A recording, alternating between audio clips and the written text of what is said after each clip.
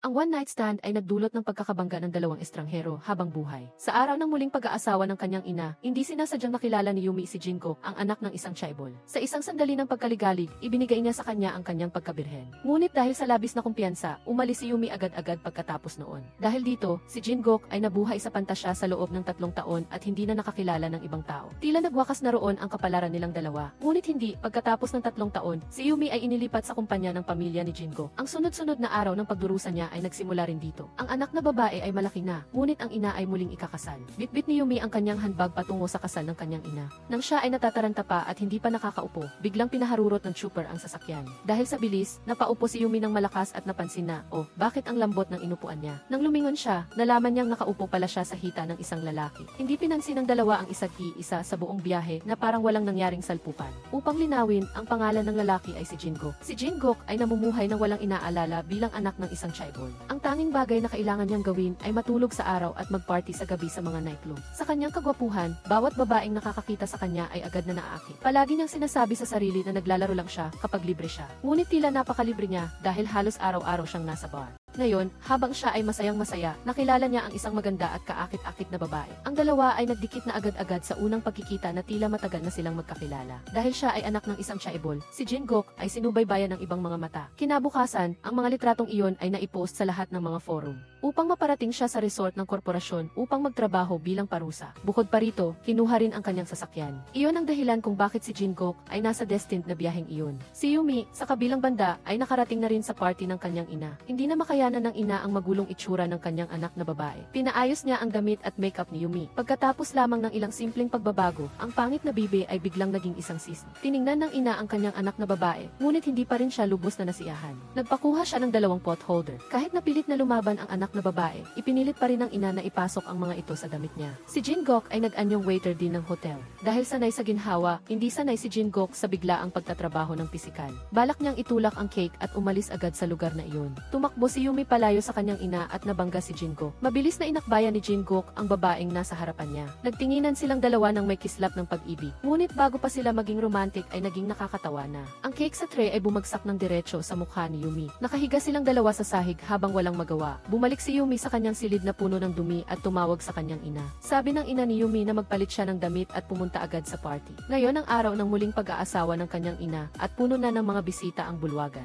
Sa mismong sukdulan, ipinalabas sa malaking screen ang mga larawan tungkol sa trabaho ng kanyang ina. Nakita ni Yumi ang mga larawang iyon at nahiya ng husto, gustong magtago sa lupa. Noong nag-aaral pa siya, kinukutya na siya ng kanyang mga kaibigan dahil sa trabaho ng kanyang ina. Ngayon at nangyari ulit ito, hindi na nakayanan ni Yumi kaya umalis na siya. Nagalit ang manager ng restaurant dahil si Jingok ay nakabangga ng isang customer. Sa hotel na ito, ang customer ay ang pinakamahalaga. Kaya naman, sinermonan siya ng manager at pinilit na humingi ng tawad sa customer. Kahit ayaw ni Jingok, kailangan pa rin niyang sumunod. Kung hindi siya susunod, paparusahan siya ng kanyang ama. Wala nang nagawa si Jingok kundi pumunta kay Yumi. Katatapos lang maligo ni Yumi at maihawak siyang baso ng wine. Ang mga patak ng tubig sa sahig ang dahilan ng kanyang pagkadulas at pagkahulo. Si Jingok ay nasa labas ng pinto at tumatawag, ngunit hindi siya sinasagot. Pagkatapos maghintay ng kaunti pa, nakarinig siya ng sigaw ng paghingi ng tulong. Inisip ni Jingok na may nangyari sa babae kaya sinira niya ang pinto at pumasok. Nang makita si Jingok sa silid, mabilis na nagkunwari si Yumi na himatayin. Nang makita ni Jingok ang eksena, namutla siya. Tawag ng tawag, ngunit hindi pa rin tumutugon ang babae. Kaya, agad na tumawag si Jingok ng emergency. Nakahiga si Yumi sa kanyang mga bisig, nakadilat ng bahagya ang mga mata. Balak na sana niyang sabihin ang totoo, ngunit masyadong mabilis tumakbo si Jingok kaya nanahimik na lang siya.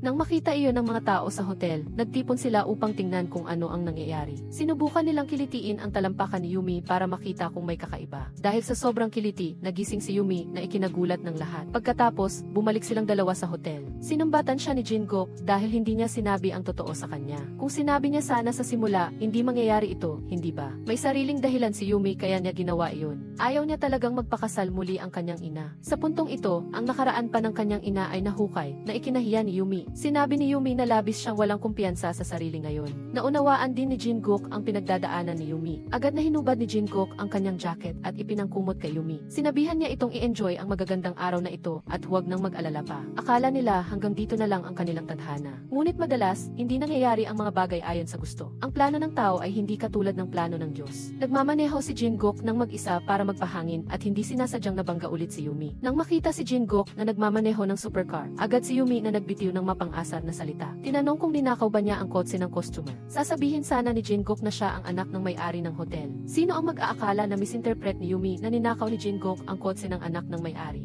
Walang sinuman sa kanilang dalawa ang nagpatalo at lalong lumala ang di pagkakaunawaan. Nakalulungkot, hindi niya naabutan ang huling bus. Kaya, napilitan si Yumi na sumakay sa kotse ni Jinko. Hindi niya alam na pagkatapos ng biyaheng ito, hindi na sila makakawala sa relasyon nilang dalawa ni Jinko. Lumabas na habang nagmamaneho sila, naubusan ng gas ang kotse. Dahil wala siyang pera, kinailangan niyang iwan si Yumi na naghihintay sa tabi ng kalsada. Pagkatapos, kumuha si Jingkook ng isang bote ng pulang wine mula sa kotse. Naglakad silang dalawa nang nagpapahinga papunta sa tabing dagat, umiinom ng wine at nagkukwentuhan. Marahil itinadhana na, nakapulot si Yumi ng isang 500 won na barya sa dalampasigan. Bukod pa rito, ito ay ginawa mismo sa taon ng kanyang kapanganakan. Si Jingkook sa tabi niya ay walang masabi, malinaw na nakaranas ng ganitong kamalasan. Bakit pa rin siya nakakangiti ng ganyan kasaya? Kahit makaranas ng 100 kamalasan, kung makakatagpo ng isang magandang bagay, ituring na rin itong isang mapalad na araw. Hindi na nila namalayan na gumabi na. Ang isang lalaki at isang babae na magkasama ay hindi na makapag-isip ng dalisay. Nakita ni Jingkook ang isang kaibig-ibig na babae, kaya hindi niya napigilan ang sarili at hinalikan siya sa labi. Nang mahimasmasan, naramdaman ni Jingkook na masyado siyang padalos-dalos. Ngunit pagkatapos noon, biglang tumugon si Yumi sa kanya, at pagkatapos ay unti-unting sumara ang bubong ng konvertible na kotse. Ang dalawa ay nagkaroon ng isang gabing puno ng drama. Kinabukasan, nagising si Yumi mula sa pagkalasing at unti-unting naalala ang nangyari kagabi. Labis siyang nagsisi kaya nagmamadali siyang kinuha ang kanyang damit at tumakas ng may pagkalito at pagkataranta. Sa isang iglap, lumipas ang 3 taon mula sa isang batang lalaki na may amoy pa ng gatas. Ngayon, si Jingkook ay nagbago na at naging direktor ng korporasyon. Samantala, si Yumi naman ay naging nutritionist ng korporasyon ng pamilya ni Jingkook. Ang dalawa ay nagkakilala lang noon at sa loob ng 3 taon ay hindi nagkausap. Ngunit ngayong araw, kakarating lang ni Jingkook sa kumpanya. Handa na siyang sumakay sa elevator patungo sa pinakamataas na palapag nang makita niya ang isang pamilyar, ngunit estranghero ring mukha. Habang unti-unting sumasara ang pinto ng elevator,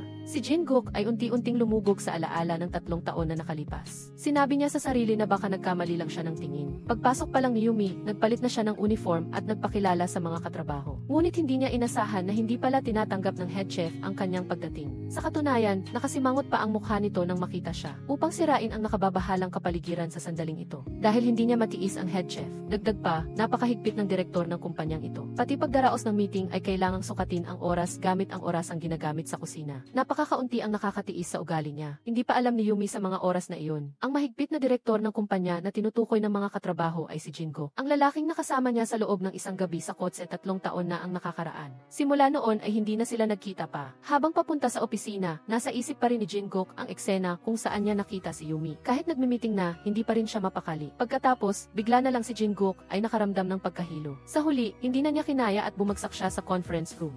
Dahil madalas siyang kumakain ng hindi sa oras, ang kalagayan ng kalusugan ni Jingkook ay tumunog na ng alarm. Upang matulungan siyang mabilis na gumaling, ginamit ng Gigi ang banta ng pagbibitiw upang pilitin si Jingkook na kumain ng 3 beses sa isang araw sa tamang oras. Upang hindi mawala ang kanyang tapat na katulong, si Jingkook ay walang nagawa kundi sumunod. Pumunta ang Gigi kay Yumi at hiniling na siya ang mamahala sa 3 pagkain ng direktor ng kumpanya araw-araw. Sa simula, tumanggi si Yumi, ngunit upang mapanatili ang kanyang trabaho, napilitan siyang pumayag. Hindi inaasahan, nasaksihan ng head chef na nakatayo sa likod ang eksenang ito. Agad na nagalit ang head chef. Hindi malinaw sa mga katrabaho kung bakit tinanggap ni Yumi ang trabahong ito. Pagkatapos, sinermona ng head chef si Yumi. Sinabi pa na huwag si Yumi magdesisyon ng walang pahintulot at magdala ng karagdagang gulo sa kanila. Patuloy na nagpaliwanag si Yumi, ngunit ayaw makinig ng head chef. Tahasan pa siyang nagbitiw ng banta. Inutusan si Yumi na siyang mamahala sa lahat ng 3 pagkain ng direktor araw-araw. Sa unang araw pa lang niya sa trabaho, naranasan na niya ang ganitong pangyayari, kaya si Yumi ay nagdurusa at hindi makapagsalita. Ngunit hindi niya alam na ang kanyang nakatadhanang pag-ibig ay palihim na papalapit. Sa panig naman ni Jingkook, natuklasan na niya na nagtatrabaho si Yumi sa kanyang kumpanya. Naaalala pa rin niya na 3 taon na ang nakalipas, iniwan siya nito sa dalampasigan sa harap ng mga tsismosa. Ang pangyayaring iyon ay nagpahiya sa kanya. Samantala, si Yumi ay masipag pa rin, nagtatrabaho ng maaga at umuwi ng gabi para maghanda ng 3 pagkain para sa direktor. Ngunit ngayong araw, hindi sinasadyang nakita ni Yumi na ang pagkaing maingat niyang inihanda para sa direktor ay tinapon lahat ng babaeng sekretarya sa basurahan. Galit na pinuntahan ng babae ang sekretarya upang usisain ito. Hindi niya inaasahan inaasahan na nasaksihan ni Jingo na nakatayo sa likod ang buong eksena. Napakahalaga ng pagkain, kung hindi niya kakainin, huwag niyang itatapon. Ano ba talaga ang gusto niyang kainin? Dahil ayaw niyang makita siya ni Yumi, si Jingo ay nakatingin lang sa kanya mula sa malayo. Pagkatapos noon ay nakahinga siya ng maluwag. Kinabukasan, pinuntahan ng sekretarya si Yumi at binigyan siya ng isang menu. Sabi nito na ito lahat ang mga bagay na gustong kainin ng direktor. Hiniling niya na magluto siya ng bento box na puno ng nutrisyon batay sa menu na ito. Hindi lang iyon, nagbabala pa ang sekretarya kay Yumi na anuman ang mangyari, hindi siya dapat direktang pumasok sa opisina ng direktor. Pagkasabi nito, kinuha niya ang isang calling card mula sa kanyang bulsa. Nang makita ang pangalan sa calling card, naguluhan ng husto si Yumi. Upang ipaghiganti ang biglaang pag-alis niya 3 taon na ang nakakaraan, nagpa siya si Jin-gok na gamitin ang kanyang posisyon bilang direktor para biruin si Yumi. Bilang nutritionist ng direktor, hindi alam ni Yumi na ang taong pinagsisilbihan niya ay ang lalaking nakasama niya sa one-night stand 3 taon na ang nakakaraan. Mula ng araw na iyon, araw-araw ay gumagawa si Jin-gok ng iba't ibang dahilan para pahirapan si Yumi. Hindi niya kinakain kahit isang kagat man lang ang bento box na dinadala nito. Hindi lang iyon, palagi pa niyang tinatakot si Yumi. Ngayon, nakita ni Yumi ang profile picture ng direktor sa social media. Pakiramdam niya ay nakita na niya ito dati. Biglang sumulpot ang imahe ni Jin-gok sa kanyang isip. Inisip niya na imposible namang maging ganoon katugma, kaya hindi na siya nag-isip pa. Hindi niya inakala na bukod sa problema niya sa direktor, may problema pa sa kantin ng kumpanya. Minamaliit ng mga katrabaho ang niluto niyang pagkain. Nagpadala pa sila ng anonimong sulat na nagsasabing walang ulam na makain. Jajangmyeon at pickled radish lang ba? Napakadali naman ang trabaho ng nutritionist dito. Mas lalong nalungkot si Yumi nang marinig ang boses ng kanyang katrabaho. Kasabay nito, dumating ang sekretarya at sinabi kay Yumi na kailangan niyang magluto ulit ng bento box dahil hindi iyon kinain ng direktor. Sa isang iglap, sunod-sunod na sakuna ang dumating na lubos na nagpahina kay Yumi. Wala siyang nagawa kundi magsumbong sa kanyang matalik na kaibigan. Ngunit hindi sinasadyang na ipadala niya ang mga reklamo na iyon sa direktor ng kumpanya. Napagtanto ang kanyang malaking pagkakamali, nagmadali si Yumi papunta sa opisina ng direktor. Maingat siyang pumasok ng nakayuko. Matagal nang naghihintay si Jin-gok sa sandaling ito. Dahan-dahan siyang lumingon upang tingnan si Yumi. Nagulat ng husto si Yumi at hindi nakalimutang takpan ang kanyang bibig. Sa loob ng 3 taon, hindi mabilang na beses na lumitaw ang mukhang ito sa kanyang isip. Ngayon, muli siyang nagpakita sa harap niya. Hindi makapaniwala si Yumi, nagkunwari siyang kalmado, humingi ng tawad at tumalikod upang umalis. Hanggang sa pag-uwi niya sa gabi, hindi pa rin siya makabalik sa sarili. Mula simula hanggang wakas, hindi siya makapaniwala na ang direktor ay ang lalaking 3 taon na ang nakalipas. Pagkatapos noon, bumaba ang bida sa kotse. Balak umalis ni Yumi, ngunit pinigilan siya ni Jinko. Wala pa rin pinagbago mula ulo hanggang paa, hindi ba? Nang makita na lalo siyang gumagwapo, hindi mabilang na sagot ang naisip ni Yumi. Sa huli, bigla niyang sinabi na hindi niya ito kilala. Sa pagkalito, nakapag-ungol pa siya. Nang makita si Jin-gok na papalapit, nagmadaling umalis si Yumi nang nalilito. Nang makita si Yumi na tumatakas, si Jin-gok ay galit at natatawa. Pagkatapos umuwi, umupo si Yumi sa sahig. Unti-unting sumulpot ang eksena 3 taon na ang nakakaraan sa kanyang isip. Sa sandaling ito, napagtanto ni Yumi ang isang bagay. Si Jin-gok ay hindi waiter sa hotel, kundi siya pala ang anak ng chairman. Sa kabilang banda, si Jin-gok ay umuwi at hindi mapigilang alalahanin ang nangyari 3 taon na ang nakakaraan. Naisip niya na tiyak na nakilala rin siya ni Yumi, kaya tahimik siyang nanumpa na gagamitin niya ang pagkakataong ito para turuan ng leksyon si Yumi. Sa katunayan, kinabukasan, ipinaalam ng sekretarya kay Yumi. Mula ngayon, siya na mismo ang maghahatid ng bento box ng personal sa direktor. Upang mapanatili ang kanyang trabaho, kailangan niyang palakasin ang loob ang sarili. Ngunit pagpasok pa lang niya sa silid, nakita niya ang mga larawan ng hotel na nakadikit sa whiteboard. Nang makita ang banyo, agad na naalala ni Yumi ang eksena ng kanyang pagkadulas 3 taon na ang nakakaraan. Nakita mo na ba ang mga bagay na hindi mo dapat makita? Hindi masyadong pinansin ni Yumi, inilagay lang ang bento box at nagmamadaling tumakas. Ngunit hindi niya alam na nagsisimula pa lang ang masalimuot na kapalaran nila ni Jinko. Kinabukasan, sinadya niyang imaneho ang kotse 3 taon na ang nakakaraan at dumaan sa tabi ni Yumi. Ginawa niya iyon para lang mapansin siya nito. Hindi lang iyon, naghanap pa siya ng isang bote ng pulang wine na kamukhang kamukha ng sa 3 taon na ang nakakaraan at kinuhanan ng litrato at ipinadala sa kanya. Ipinahiwatig niya na ngayong gabi, gusto niyang kumain ng pagkain na babagay sa wine na iyon. Hindi maiiwasan na sumunod kung ikaw ay nakatira sa ilalim ng bubong ng ibang tao. Upang mapanatili ang kanyang trabaho, wala nang nagawa si Yumi kundi sundin ito. Pumunta ulit siya sa opisina ni Jingo. Nagulat si Yumi nang biglang may tumugtog na musika. Pagkatapos ay bigla niyang nakita si Jin-gok na may hawak na pulang wine. At inanyayahan pa si Yumi na uminom ng isang baso kasama niya. Ang tagpong ito ay hindi mapigilang nagpaalala kay Yumi sa nangyari 3 taon na ang nakalipas. Kaya nagmadali siyang magdahilan na hindi siya umiinom ng alak para tanggihan si Jingo. Ngunit wala si Jin-gok balak na palampasin ito. May isang mabilis na pagpaplano ang sumagi sa kanyang isip. Sa kabilang banda, si Yumi ay naghirap maghintay hanggang sa matapos ang trabaho. Paglabas niya ng pinto ng kumpanya, nakatanggap siya ng text message mula kay Jin-gok na nagsasabing mag-o-overtime siya ngayong gabi. Hiniling niyang ihanda ni Yumi ang kanyang hating gabi na merienda ng 1:00 ng gabi. Walang nagawa si Yumi kundi bumalik sa kusina. Sa isip-isip ni Jingkook, mas matagal siyang nagtiis kaysa sa inaakala ko, di ba? Tiniyak ni Yumi na nasa tamang oras siya nang kumatok siya sa opisina ni Jinko. Upang maiwasan ang awkwardness, inilagay niya ang lunchbox doon at umalis. Ngunit tinawag siya ni Jingkook sa pangalan at pagkatapos ay kumuha ng isang bikis ng pera mula sa bulsa ng kanyang damit at ibinigay kay Yumi. Sinabi niyang ito ang perang pambili ng gasolina na hiniram niya rito 3 taon na ang nakalipas. Ngayon ay ibinabalik niya ito kasama ang tubo. Naguguluhang umiling si Yumi at sinabing hindi niya maintindihan ang sinasabi nito. Ngunit hindi pumayag si Jingkook na hayaan na lang siya. Niyakap ng lalaki ang babae ng mahigpit at patuloy na ikinuwento ang tagpo noong una silang nagkita. Sa totoo lang, nakilala na ng babae na siya ang lalaking minsan niyang nakasama sa loob ng isang gabi 3 taon na ang nakalipas simula pa lang. Ngunit dahil sa hiya, ayaw niyang aminin. Sa halip, lalo pang naging mapangahas si Jinko. Sinabi niyang hindi siya naniniwala kay Yumi at mas lalong hindi siya naniniwala sa mga pagkain na niluto nito. Sino ang nakakaalam kung ano ang inilagay niya roon? Lalo pang naging mapangahas si Jinko at pinilit si Yumi na tikman mismo ang lason sa harap niya. Nataranta si Yumi dahil kanina para makaganti kay Jinko, sadyang naglagay siya ng maraming sili sa spaghetti. Ngunit para mabilis siyang makaalis sa gulo na ito, kumain pa rin si Yumi ng isang kagat ng walang emosyon. Pagkatapos ay agad siyang tumalikod at umalis. Kinabukasan, para mas mapabilis ang paglisan mula sa demonyong Jingkook na iyon, tumawag siya sa team leader at umaasang ililipat siya ng team leader ng trabaho. Ngunit hindi niya inaasahan na ang pag-uusap nilang dalawa ay narinig ng sekretarya Kang Gifi Digyang na nakatayo sa itaas. Tunay nang nangyari ang mga bagay-bagay tulad ng inaasahan ni Yumi. Pumasok sa opisina at pinuna siya ng husto. Sinabi niyang tinawag niya si Yumi sa opisina para punahin ng husto. Sinabi niyang wala siyang pananagutan at kapag nakatagpo ng kahirapan, ang alam lang niyang gawin ay tumakas. Sinabi ni Yumi na wala siyang intensyon na tumakas. Sinabi ni Jingkook na kung hindi siya tumatakas, baka mayroon siyang masakit na sikreto na hindi masabi. Tama, si Yumi na labis na nasasaktan, sa wakas ay sinabi ang lahat ng nasa kanyang isip. Ang lahat ng nangyari sa sasakyan, sa dalampasigan, sa hotel 3 taon na ang nakalipas, lahat ay nakatatak sa kanyang puso. Nang makita si Yumi na nag-i-emote, balak sanang kalmahin siya ni Jinko. Ngunit lalo pang tumindi ang emosyon ni Yumi. Trabaho ay trabaho, personal ay personal. Isa akong nutritionist. At ikaw ay ang direktor ng kumpanya na may nutritional imbalance. Bakit hindi ka na lang tumahimik at kumain ng pagkain na niluto ko para sa iyo? Sinabi ni Jingkook ang katanungan na matagal na niyang dinadala sa loob ng 3 taon. Bakit mo ako iniwan doon mag-isa at umalis 3 taon na ang nakalipas? Dahil ang one night stand 3 taon na ang nakalipas, panandalian lamang na umakyat ang dugo sa ulo ni Yumi. Ginawa niya iyon dahil hindi niya napigilan ang sarili sa sandali ng kasiyahan. Dahil ito ang unang pagkakataon na ginawa niya ang ganitong bagay, takot na takot si Yumi. Sa huli, nagpa siya siyang tumakas. Nang marinig ang pagtatapat ni Yumi, biglang naguluhan si Jinko. Sa simula ay isa lamang itong aksidenteng pangyayari. Ngunit nagdulot ito ng malaking alalahanin sa puso ng dalawa. Kinabukasan, pumunta si Yumi sa kumpanya, ngunit wala siyang ganang magtrabaho. Naalala niya na sa sobrang emosyon kahapon ay nagbitiw siya sa trabaho. Ngayon ay labis na siyang nagsisisi. Kasabay nito, dinala ng sekretarya Kang Gifi Digyang ang lunchbox sa kanya. Binuksan ni Yumi at nagulat nang makitang walang laman ang box. Naalala ng direktor na sinabi ko sa kanya na napakasarap ng pagkain. Lalo na ang gulay at karne na may sapat na tofu. Ito ay tunay na pambihirang pagkain sa mundo. Narinig ang sinabi ng sekretarya Kang Gifi Digyang sa kanya. Nahirapan si Yumi na maniwala.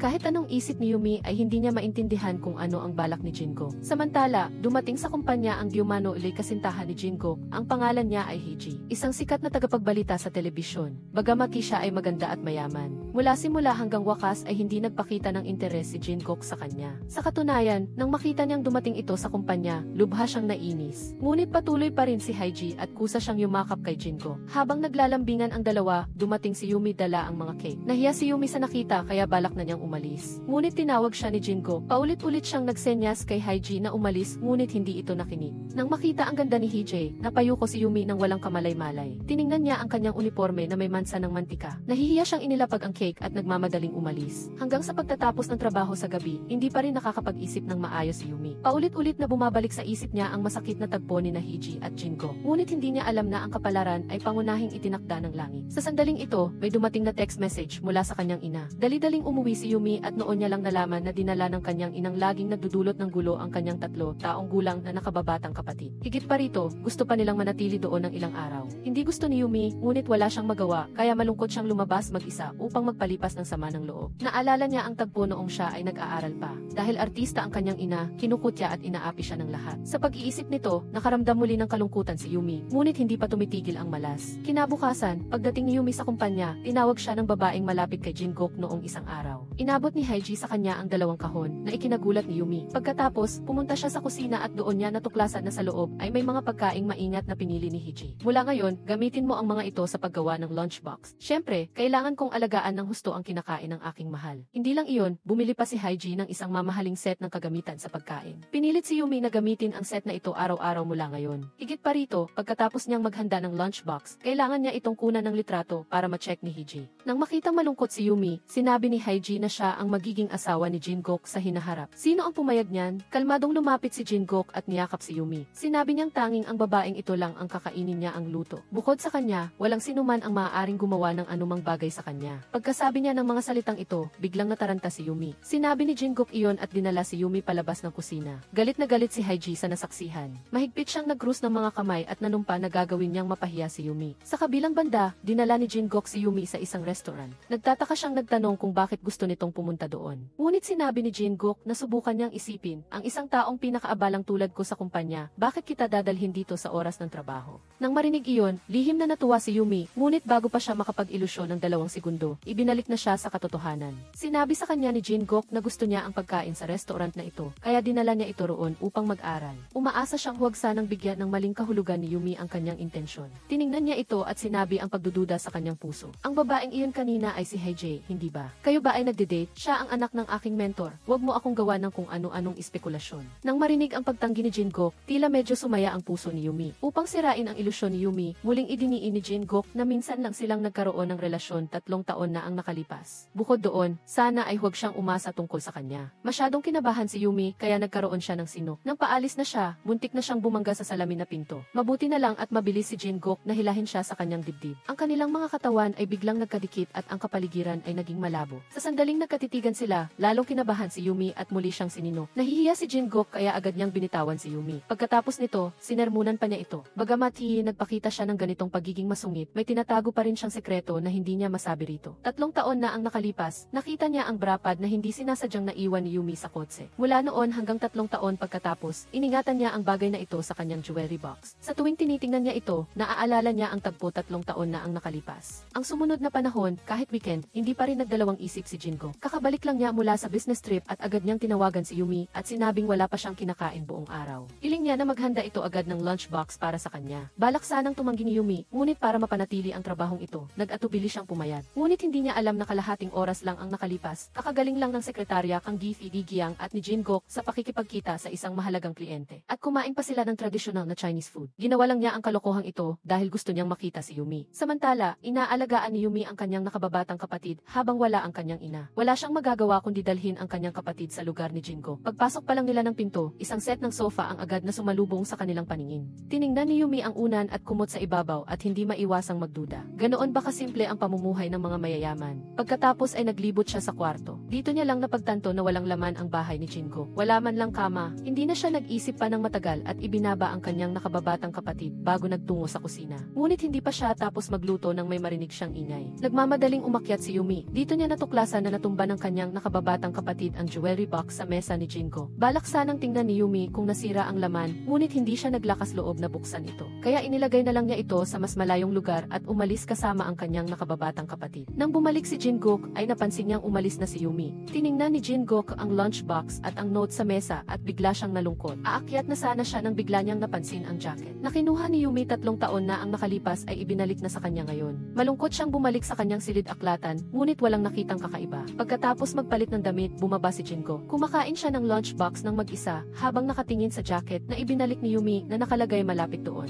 Lalo siyang nalulungkot. Kinabukasan, para ipahayag ang kanyang paghingi ng tawad, gumawa si Yumi ng isang napaka-cute na lunchbox para kay Jingkook. Hindi niya inaasahan na pagagalitan siya ni Jingkook. Sa tingin mo ba ay bata ako? Dali-daling nagpaliwanag si Yumi sa kanya na hindi naman iyon ang ibig niyang sabihin. Diretsahang sinabi ni Jingkook, hindi kaya gusto mo akong makipag-date. Biglang natahimik si Yumi, mabilis siyang nagpaliwanag na wala siyang ibang intensyon. Sana ay huwag mag-isip ng kung ano-ano si Jingkook. Nang makita si Yumi na kinakabahan, hindi pa rin nakalimutan ni Jingkook na tuksuhin siya. Bakit ka nagsisinungaling? Natakot si Yumi at inakala niyang natuklasan ni Jingkook ang sirang jewelry box. Magpapaliwanag pa sana siya nang marinig niyang tinanong siya ni Jingkook kung bakit niya ibinalik ang jacket. Hindi niya sinabi ang totoo, sinabi lang niya na napakamahal ng jacket kaya hindi niya magawang itapon. Ang pag-uusap nilang dalawa ay muling nagtapos ng hindi maganda. Samantala, ang blind date ni Jingkook ay si Haiji. gumawa rin siya ng sarili niyang lunchbox at ibinigay sa ama ni Jingo. Nang makita ang kanyang magiging masipag na manugang, labis na natuwa ang matandang ama. Ginagamit ang pagkakataong ito, tinawag niya si Jingok sa kanyang opisina at hinimok siyang magpakasal na kay Haiji sa lalong madaling panahon upang madali siyang makakita ng isang matabang apo. Nawala ng salita si Jingok, tumalikod at umalis, binalaan si Haiji na huwag maglandi sa harap niya. Ngunit sinabi ni Haiji ang totoong nasa isip niya. Nakikipag-flirt ka ba sa taong nagdadala sa iyo ng lunchbox? Hinila niya ang kurbata ni Jingok at niyakap ito. Patuloy pa rin siyang nagbabala. Sinabi niyang aalagaan niya ito ng walang kondisyon at umaasa siyang huwag na siyang maging walang utang na loob. Pagkatapos ay lumingon siya at hinanap si Yumi, ang taong nakikipag-flirt kay Jingo. Binalaan niya ito na huwag magkaroon ng ibang intensyon bukod sa pagdadala ng lunchbox. Higit pa rito, huwag daw siyang umasa na may mangyayaring hindi dapat mangyari sa pagitan nila ni Jingo. Natakot si Yumi sa pagiging mapangahas ni Hiji. Dahil dito, hindi na siya naging masaya sa kanyang trabaho. Patuloy siyang natatakot na baka makita ni Jingo ang nasirang jewelry box at pagbabayarin siya. At talagang nangyari ang kinakatakutan niya. Pag-uwi sa bahay, aksidenteng napansin ni Jingo ang jewelry box sa display na tila hinawakan ng isang tao. Naalala ni Jingok na nagdala si Yumi ng lunchbox para suyuin siya. Bigla siyang nakaramdam ng kaba at inakala niyang nakita na ni Yumi ang laman ng box. Nahiya si Jingok at hindi na niya napigilan ang kanyang emosyon. Kinabukasan, sa pulong, hindi na siya makapag-concentrate. Inisip pa niya ang tagpo kung saan binuksan ni Yumi ang box at nakita ang laman.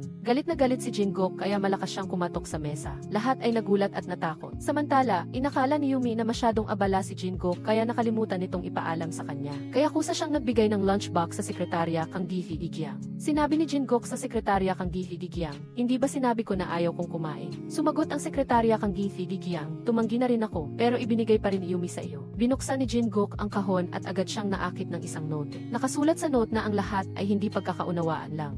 Sa sandaling ito, lalo pang nagalit si Jingo. Matagal na siyang nakauwi, ngunit hindi pa rin kumakalma ang kanyang damdamin. Hula niya na nakita ni Yumi ang laman ng kahon. Balak na sana niyang sirain ang ebidensya nang bigla siyang makakita ng isang stuffed animal sa ilalim ng kabinet. Samantala, nang makauwi si Yumi, nakatanggap siya ng tawag sa telepono. Pagkatapos, lumitaw si Jingok sa tarangkahan ng kanyang bahay. Labis na nagulat si Yumi at kasabay nito, hindi siya makapaniwala. Pagkatapos, inilabas ni Jingok ang stuffed animal. Tinanong niya kung bakit nasa library niya ang bagay na ito. Akala ni Yumi nakita na niya ang jewelry box kaya nagmamadali siyang naglabas ng isang bag. Sinabi niyang aksidente lang niya itong naihulog. Kaya bumili siya ng katulad na kahon at umaasang hindi na magagalit si Jingo. Tinanong siya ni Jingo, binuksan mo ba ang kahon at nakita mo ang hindi mo dapat makita, hindi ba? Sumagot si Yumi na maaari akong maghinuha ng humigit kumulang na laki. Lalo pang lumalim ang hindi pagkakaunawaan ng dalawa. Hula ni Jingo na nakita ni Yumi ang kanyang misteryosong bagay. Samantalang inakala ni Yumi na ang nasa loob ng kahon ay mamahaling alahas. Nag-uusap sila na parang nagbibingihan. Inakala ni Jingo na sinasadya siyang kinukutya ni Yumi, kaya sinermunan niya ito ng husto. Hindi niya inaasahan na maakit ng kanilang pagtatalo si Hyuntae na nasa loob ng bahay. Inakala ni Hyuntae na inaapi si Yumi kaya mabilis siyang lumabas. Nang makita ang lalaking ito na hindi niya alam kung saan nanggaling. Nagtanong si Jinguk kay Yumi, sino siya? Hindi pa nakakasagot si Yumi nang bigla siyang niyakap ni Hyuntae. Alam niyang ang kalaban ay ang direktor ng kumpanya kung saan siya nagtatrabaho. Sinabi ni Hyuntae na kung may problema man, maghintay na lang sa kumpanya bago mag-usap at pagkatapos ay dinala niya si Yumi pauwi. Tinitingnan ang likod ng dalawang papalayo, lalong naguluhan si Jingo. Pag-uwi niya, patuloy na bumabalik sa isip niya ang tagpo ng pagyayakapan ng dalawa. Sa pag-aakalang may kasintahan na si Yumi, lalo siyang nalungkot at nagdamdam. Samantala, pagka-uwi ni Yumi, tinanong niya si Hyuntae kung bakit ito nagsinungaling kanina. Balak sanang gamitin ni Hyuntae ang pagkakataong ito para umamin sa kanya. Ngunit sa huli, wala siyang lakas ng loob na sabihin ito. Sinabi lang niya kay Yumi na kung may nang-aapi sa kanya, sabihin lang niya na may kasintahan na siya. Handa siyang gumanap bilang kasintahan mo. Inakala ni Yumi na nagbibiro lang si Hyuntae kaya hindi niya ito pinansin. Ngunit hindi niya alam na ang pagdating ni Hyuntae ay nagdulot ng malaking banta kay Jingo. Samantala, hindi makatulog si Yumi sa pag-aalala. Patuloy na bumabalik sa isip niya ang tagpo ng una niyang makita si Jingo. Hanggang kinaumagahan ay hindi pa rin siya kumakalma. Ngunit kailangan pa rin niyang maghanda ng lunchbox para kay Jingo sa tamang oras. Sa huli, nilakasan ni Yumi ang loob niya at kumatok sa pinto ng opisina at inabot ang luto niyang lunchbox sa loob. Hindi niya inaasahan na pagkapasok pa lang niya ay inilabas na ni Jingo ang stuffed animal kahapon at ibinigay kay Yumi. Ginagamit ang pagkakataong ito, ibinigay rin ni Yumi ang bagong jewelry box kay Jingo. Sinabi ni Jingo na itago na niya iyon agad. Tumayo si Jingo at sinabing mas mabuting huwag na niyang banggitin muli ang tungkol dito sa harap niya. Kahit hindi niya lubos na maintindihan, pumayag pa rin si Yumi, inilagay niya ang jewelry box at naghanda handa ng umalis. Ngunit tinawag ulit siya ni Jungkook at tinanong kung sino ang lalaking iyon kagabi. Naalala ang bili ni Hyuntae kagabi. Hindi diretsong sumagot si Yumi at sinabi na pribado niya iyon. Walang karapatan si Jungkook na magtanong, ngunit hindi niya inaasahan na mas magiging mapangahas si Jungkook. Pinuna niya ang panlasa nito sa lalaki. Sa isang tingin pa lang, alam niyang si Hyuntae ay isang jukon malaking siraulo. Si Hyuntae ay isang gwapong lalaki na kinikilala ng buong lugar, ha? Hindi lang iyon, siya ay may pinag-aralan din, na lubos na iba sa isang tao. Pagkatapos niyang magsalita, agad na nagselos ng sobra si Jungkook. Hindi pa rin siya nakakabawi sa pagkabigla hanggang sa umalis si Yumi. Tinitingnan ang lunchbox na ibinigay ni Yumi sa kanya. Patuloy siyang nagrereklamo at pumupuna. Ngunit hindi mapigilan ng kanyang kamay na kunan ito ng litrato para sa alaala. Pagkatapos ng trabaho, aksidenteng nakita ni Jungkook ang sekretarya kang Githi Dikyang na may dalang libro. Dahil sa kuryosidad, kinuha niya ang libro para tingnan. Ngunit pagkatapos ay nagulat siyang malaman na ang may akda ng libro ay si Hyuntae. Ang taong may hindi malinaw na relasyon kay Yumi. Hindi na siya nag-isip pa ng matagal at agad niyang sinabihan ang sekretarya kang Githi Dikyang na kanselahin ang hapunan ngayong gabi. At sabihan si Jungkook na ipagbigay alam kay Yumi na mag-o-overtime siya ngayon at gusto niyang kumain ng bento box. Labis na nalungkot si Yumi habang pinapanood niya ang pag-alis ng iba niyang kasamahan. Siya lang ang tanging kailangang magtrabaho ng mag-isa. Pagkatapos magluto ng hapunan, dinala agad ito ni Yumi kay Jungkook. Ngunit nang dalhin niya ito sa kanya, ang natanggap lang niya ay, "Salamat sa pagpapakahirap mo, umalis ka na." Pagbalik niya sa opisina, nakatanggap ng text message si Yumi. Binuksan niya ito para basahin at nalaman niyang inimbitahan siya ni Hyuntae na lumabas sandali para maglakad. Hindi inaasahan, sa sandaling ito, nagpadala naman si Jungkook ng mensahe para magreklamo na kulang ang bento box. Gusto niyang magluto pa si Yumi ng kaunti. Kapag nakatira sa ilalim ng bubong ng iba, kailangang yumuko. Kaya, kinailangan ni Yumi na manatili at magluto ng bagong bento box para kay Jungkook. Sa pag-iisip na huli na, tinawagan ni Yumi si Hyuntae upang kanselahin ang kanilang usapan ngayon. Hindi niya inaasahan na sinabi ni Hyuntae na nasa ilalim na siya ng gusali ng kumpanya. Sa sandaling ito, hindi pa alam ni Yumi na ang tawag niya at ni Hyuntae ay parehong narinig ni Jungkook na nakatago sa sulok ng silid, mula simula hanggang wakas. Dahan-dahang lumapit ang dominanteng direktor sa dalaga. Sa puso ni Yumi ay may hindi mabilang na reklamo na gusto niyang sabihin, ngunit hindi niya magawa. Kinailangan niya pang piliting umiti at tahimik na pumasok sa kusina. Habang nagpaparinig na may pulubi sa loob ng tiyan ni Jungkook, nagpakulo siya ng sabaw ng buto para sa kanya. Nang matapos na ang pagluluto, dinala niya ito palabas. Nang ilalagay na niya ito sa mesa, napansin niya na nakalimutan niyang magdala ng panang pang-init. Ngunit handa na si Jungkook, kinuha agad niya ang libro ni Hyuntae para gawing panang pang-init. Naguluhan si Yumi at nagtanong kung iyon ba ay libro ni Hyuntae. "Ito ang libro ng sekretarya ko. Tama lang ang kapal para gawing panang pang-init." Hindi lang iyon, inanyayahan pa ni Jungkook si Yumi na umupo at kumain kasama niya. Dahil nag-utos ang kanyang boss, kailangan siyang sumunod, kaya nag-aatubiling umupo si Yumi. Patuloy siyang sumulyap sa orasan at sadyang nagtanong si Jungkook kung may balak siyang makipag-date. O baka naman mayroon siyang date na kinailangan niyang kanselahin dahil sa biglaang overtime. Pagkarinig nito, biglang naunawaan ni Yumi. Kaya pala, buong gabi, sinadya ni Jungkook na pahirapan siya. Tinanong niya ito kung bakit 3 beses siyang kumain ngayong hating gabi na. Ginawa ba niya iyon para lang makuha ang libro ni Hyuntae? Kahit tinamaan, mariing sinabi ni Jungkook na hindi siya walang ginagawa. Pagkatapos, sinabi niya na mayroon siyang kailangang kumpirmahin. Labis na naguluhan si Yumi at bago pa siya makabawi, lumapit na sa kanya si Jungkook. Labis na kinabahan si Yumi kaya napahikbi siya. Pagkatapos, sinubukan niyang gawing dahilan ito para umalis ngunit hinila siya pabalik ni Jungkook. Tinanong pa niya ito kung bakit tuwing nakikita niya siya, sobrang kinakabahan siya at humihikbi. "Nahulog ka na ba sa akin?" Sa pagkarinig sa tanong na ito, walang malay na itinulak ni Yumi si Jungkook. Bigla niyang naisip ang eksena 3 taon na ang nakalipas. Nagsinungaling siya na humihikbi siya dahil sa inis ng maalala niya ang nakaraan, pagkatapos ay nataranta at tumakas. Walang malay na umuwi si Yumi, ngunit nakita niya ang kanyang ina na masayang nanonood ng 18 episode na pelikula noong bata pa siya. Hindi maintindihan ni Yumi kung bakit itinuturing iyon ng kanyang ina na isang karangalan. Kaya nakipagtalo siya ng ilang sandali sa kanyang ina at pumunta sa balkonahe. Nang makita siyang umiinom mag-isa, lumapit si Hyuntae upang aliwin siya. Marahil mayroong hindi masabi-sabing problema ang kanyang ina, ngunit hindi iyon inisip ni Yumi. Noong bata pa siya, nakaranas siya ng matinding trauma nang malaman niya ang kakaibang trabaho ng kanyang ina. Mas malala pa, nalaman din ito ng kanyang mga kaibigan. Mula noon, naging biktima siya ng pananakot at pang-aabuso sa paaralan. Nagsimula rin noon, maging sa pag-ibig o pananamit, hindi na siya nangahas na sumunod sa sarili niyang gusto. Kung hindi nag-organisa ng kasal ang kanyang ina, hindi niya sana ginawa iyon kay Jungkook sa kotse. Sa pag-iisip nito, labis na nagsisisi si Yumi at patuloy na nagreklamo kay Hyuntae. Inakala lang ni Hyuntae na lasing si Yumi at kung ano-ano lang ang sinasabi kaya hindi niya pinansin. Samantala, natapos na rin ni Jingkook ang trabaho niya at nakauwi na. Sa pag-iisip na ang sabi ni Yumi sa kanya ay humihikbi siya dahil gusto niyang kalimutan ang nakaraan. Galit na galit siya kaya kinuha niya ang kahon na may breast pads ni Yumi at itinapon sa basurahan. Ngunit hindi niya napigilan ang sarili, pinulot niya ito at inilagay sa aparador. Kinabukasan, dumating si Jingkook sa kumpanya. Hindi sinasadyang narinig niya si Yumi na tumatawag kay Hyuntae at nagtatanong kung nakauwi ba ito ng ligtas kagabi. Nang malaman na magkasama ang dalawa kagabi, agad na nagsiselo si Jingkook. Tinawag niya ang sekretarya kang Gifi, Gigyang upang hanapin si Yumi at sabihin sa kanya na kailangan niyang maghanda ng bento box para sa isang grupo ng 10 tao ngayon. Hindi lang iyon, upang makipag-ugnayan sa schedule ng pagpupulong ng brand. Kaya, sa gabi, kailangan din niyang maghanda ng 20 bento boxes para sa mga empleyado. Kung ganito, pwede namang umorder na lang ng bento box. Ngunit, sa madaling salita, hindi siya pwedeng umorder ng bento box sa labas. Ang damdamin ni Yumi ay biglang nagbago mula sa maaraw tungo sa maulap at madilim. Pumasok siya sa kusina at naging abala, nagmamadaling ihatid ang bento box sa lugar. Aksidenteng nakita naman niya ang sinasabing girlfriend ni Jingkook na si Heji. Sabi ko na nagde-date sila. Sadyang nag-order si Heji ng mas mamahaling bento box at dinala ito sa lugar para ipahiya si Yumi. Tulad ng inaasahan, sabay-sabay pinili ng lahat ang mas dekalidad na bento box. Labis na nadismaya si Yumi nang makita niyang walang pumapansin sa bento box niya. Hindi pa nakalimutan ni Heji na dagdagan pa ang gali. Sinabi niyang pinaghirapan ni Jingkook na maglaan ng kaunting oras para sa kanya. Siyempre, kailangan niyang alagaan ng husto ang pagkain at inumin nito. Sa pagkakita sa eksenang ito, malungkot na umalis si Yumi. Binalaan naman ni Jingkook si Heji na magkaroon ng limitasyon. Bawiin ang sinabi, mabilis na hinabol ni Jingkook si Yumi para mag-sorry. Ngunit sinabi naman ni Yumi na siya ang dapat humingi ng tawad. Sinira niya ang proposal ni Jingkook. Ang jewelry box sa bahay ay isa ring engagement gift. Dahil sinira niya iyon, kaya siya nilalaro-laro lang ni Jingkook ng paulit-ulit. Bawiin ang sinabi, mabilis na umalis si Yumi. Noon pa lang, lubos na naunawaan ni Jingkook si Yumi. Hindi pa pala niya nabuksan ang kahon na naglalaman ng breast pads ni Yumi sa bahay niya. Walang malay na pumasok si Yumi sa banyo. Tinitigan niya ang kanyang mukha na basang-basa ng luha sa salamin. Ayaw niyang aminin ang nararamdaman niya para kay Jingkook. Sa sandaling ito, tumawag ang sekretarya kang Gifi Gigyang at sinabihan siyang pumunta agad sa ospital.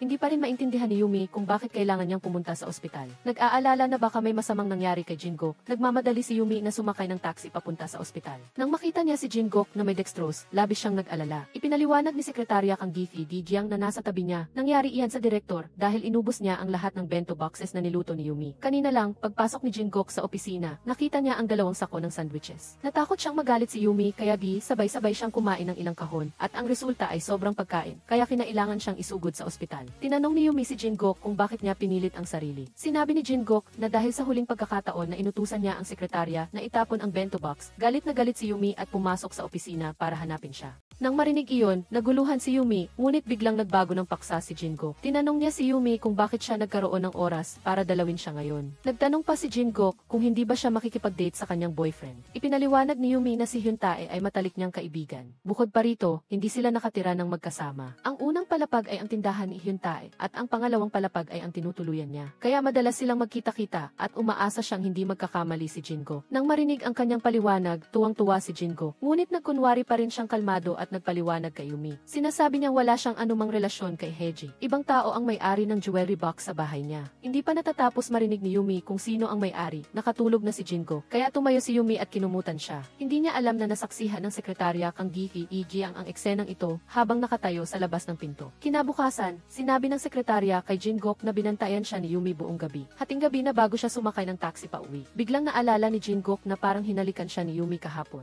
Ngunit nang pag-isipan niya itong muli, naramdaman niyang imposible iyon at sa sandaling ito, itinulak ni Yumi ang pinto at pumasok. Sadyang nilutuan pa niya ito ng isang mangkok ng paborito niyang lugaw. Upang mawala ang pagdududa sa kanyang puso, sinabihan ni Jingkook si Yumi na manatili. Ikinulong ni Jingkook si Yumi sa kanyang dibdib. Sinabi niya sa kanya na panagutan siya. Noong na-ospital siya, nahulog niya ang jewelry box na iyon. Biglang tumigil si Yumi, hindi maintindihan paano ako mananagot. Gusto ni Jingkook na panagutan siya ni Yumi sa pamamagitan ng pakikipag-dinner sa kanya. Eksaktong 10 beses lang, hindi sobra, hindi kulang. At kung hindi siya papayag, magbayad siya ng 1,000,000 won at mag-resign sa trabaho. Upang mapanatili ang kanyang trabaho, pumayag si Yumi sa imbitasyon ni Jingkook para sa hapunan. Mabilis lumipas ang oras ng pagtatapos ng trabaho, at nag-text si Jingkook kay Yumi ng eksakto sa oras. Inimbitahan niya itong magkita sa pintuan ng kumpanya ng pito 00:00 ng gabi. Pagkasakay sa kotse, agad na sinabi ni Yumi na magda-dinner lang sila at hindi iyon maituturing na date. Pagkatapos magsalita, dinala niya si Jingkook sa isang snack bar. Pagpasok pa lang sa kainan, labis na nagulat si Jingkook sa eksena doon. Ang unang date niya kay Yumi ay lubhang nakakadismaya dahil sa lugar. Ngunit para bigyan ng respeto si Yumi, masunurin pa ring sumubok si Jingkook. Hindi niya inaasahan na ang napakaliit at simpleng kainan ay may ganito kasarap na pagkain. Pagkatapos, hindi sinasadya, natalsikan niya ang pagkain sa kanyang damit. Sa halip, kinuha agad ni Yumi ang panyo at pinunasan ang dibdib ni Jingkook. Yumi, gagawin mo akong mailang. Agad na nahiya si Yumi at bago pa siya makapagpaliwanag, kinutya na siya ni Jingkook. Ang unang date nilang dalawa ay tapos na rin. Pag-uwi, tiningnan ni Jingkook ang mansa sa kanyang damit. Hindi niya napigilang isipin ang sitwasyon kanina at ang eksena noong hinalikan siya ni Yumi noon.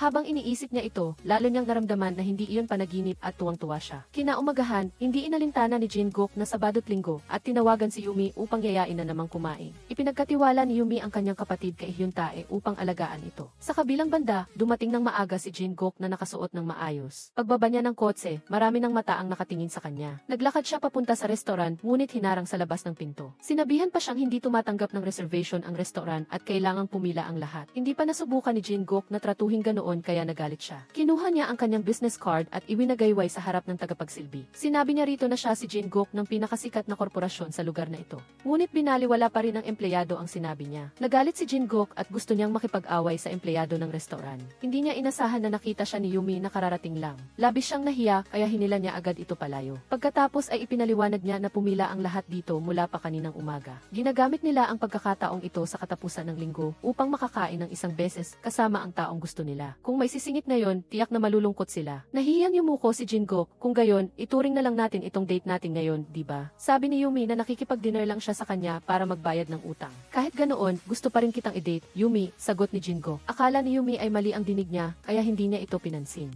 Sa wakas, tinawag na sila ng tagapagsilbi. Masayang hinawakan ni Jingkook ang kamay ni Yumi. Ang sandaling ito ay labis na nagpakilig kay Yumi. Tulad ng ibang mag-asawa, pagkatapos kumain, naglakad-lakad sila sa kalsada. Nang makita niyang natanggal ang sintas ng sapatos ni Yumi, agad niya itong hinila sa isang bangko at umupo siya. Si Jingkook mismo ang nagtali ng sintas ng sapatos niya, kaya labis na nahiya si Yumi. Sabi ni Jingkook, kung ganoon, imbitahan naman niya siyang uminom ng kape. Naalala ni Yumi ang kapatid niyang nag-iisa sa bahay, kaya tinanggihan niya si Jingkook. Habang pauwi, naalala ni Yumi ang sitwasyon kanina at naramdaman niya ang kaba sa kanyang puso. Ito ang unang beses na nakaranas siya ng pakikipag-date, kaya namula agad ang mukha niya. Sa kabilang banda, si Heji naman ay nakikipag-usap sa isang kasamahan. Umaasa siyang maimbitahan si Hyuntae, ang manunulat, na lumabas sa ere muli. Siguradong tataas ng husto ang ratings ng manonood. Ngunit nang makita niya ang larawan ni Hyuntae, napansin ni Heji na parang pamilyar ito. Hindi niya naaalala na kaninang umaga lang iyon. Nang lumabas si Heji, nakita niya si Hyuntae na nakaupo at naghihintay sa motorsiklo sa pintuan. Inakala niyang isa itong tagahatid shipper, kaya siniksik niya ang isang pakete sa kanya. Nagtangkang magpaliwanag ang tagahatid, ngunit inakala ni Heji na humihingi ito ng autograph. Sinabi niya pang napakarami niyang ginagawa at umalis na. Kung gayon, tingnan ko kung kailan ko siya pwedeng makita. Sa panig naman ni Jingkook, pinaalalahanan siya ng sekretarya kang Gigi ang nagumamit ng magalang na kilos upang imbitahan ang isang ginang na gusto niya para kumain.